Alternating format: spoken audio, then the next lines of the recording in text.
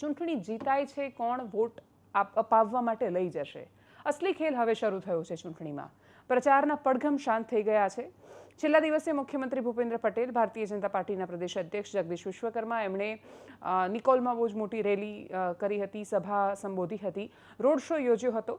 અમદાવાદના રોડ શોમાં એવી પરિસ્થિતિ સામે ન આવી કે ટ્રાફિકનો ટાઈમ હોય ને અડચણ ઊભી થઈ હોય. સાંજે ટ્રાફિકનો ટાઈમ શરૂ થાય એની પહેલાં એમ પણ રોડ શો પૂરો થઈ જવાનો હતો, એમ પણ પ્રચાર પણ નહોતો કરી શકાવાનો, એટલે એ સ્થિતિ સામાન્ય રહી. સુરતમાં દ્રશ્યો સામે નહોતા આવ્યા. સુરતમાં ઘર્ષણ થયું પોલીસને સામાન્ય નાગરિકોની સાથે. ખૂબ બધા લોકો છે એ પોલીસ સાથે લડતા ઝઘડતા જોવા મળ્યા. મુંબઈની ઘટના હજી તાજી હતી. એના પછી સુરતમાં એક બેન બોલ્યા કે મુખ્યમંત્રી છે તો શું થયું, મને જવા દો. પોલીસ એમને સમજાવવાનો પ્રયત્ન કરી રહી છે કે ભાઈ એ સીએમ છે, પ્રોટોકોલના આધાર પર જે રસ્તો બંધ થવાનો હોય, બ્લોક થવાનો હોય, થવાનો છે. આ દેશની વાસ્તવિકતા છે અને એ વાસ્તવિકતા કેટલા લોકો સ્વીકારી શકે છે, નથી સ્વીકારી શકતા, અલગ વિષય છે. મોટા ભાગે આમાં ભોગ પોલીસ બને છે. ઘર્ષણ પોલીસની સાથે થાય છે. પોલીસ પર ઓલરેડી બહુ પ્રેશર હોય છે.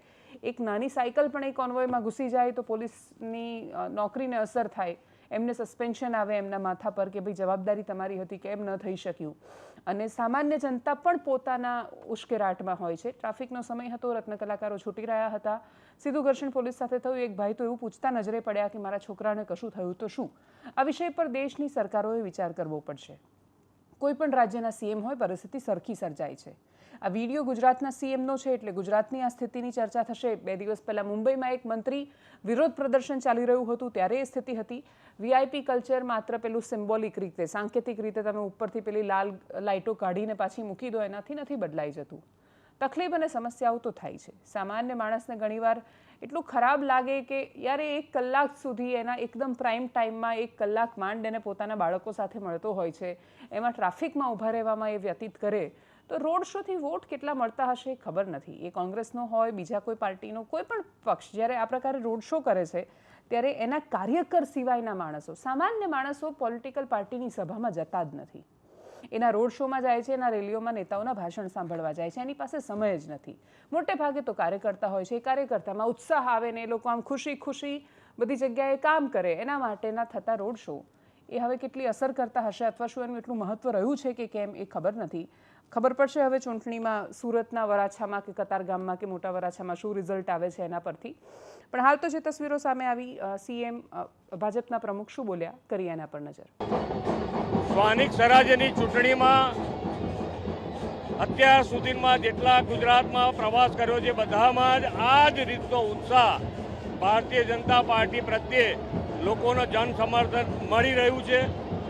ગયા વખતનું સ્થાનિક સ્વરાજ્યની ચૂંટણી કરતાં આ વખતની સ્થાનિક સ્વરાજ્યની ચૂંટણીમાં ભારતીય જનતા પાર્ટી માન્ય નરેન્દ્રભાઈ અને અમિતભાઈના નેતૃત્વમાં ફરીથી જે ગયા વખત કરતાં વધારે જન સમર્થન સાથે આગળ વધશે.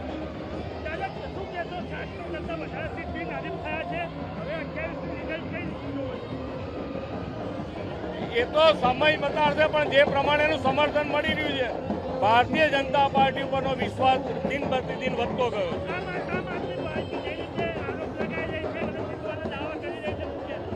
એ અમારે કોઈની સામે આંગળી કરવાની જરૂર નથી. એ પોતે પોતાના ગરીબાનમાં જોઈ શકે છે કે એમણે શું કર્યું છે અને કેવી રીતે એ લોકો કામ કરી છે.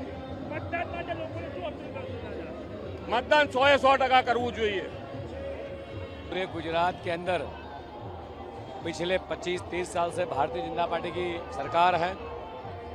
स्थानिक स्वराज का चुनाव चल रहा है.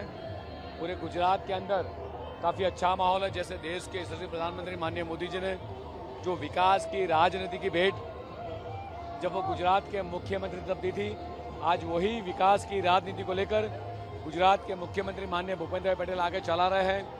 आप देख रहे हो जो रोड जन सैलाब माननीय मुख्यमंत्री के अभिवादन के लिए आया है, यही बता रहा है कि गुजरात की 6.5 करोड़ जनता आने वाले 26 तारीख के दिन चुनाव में जंगी बहुमती से भारतीय जनता पार्टी का भगवा लहराएगी.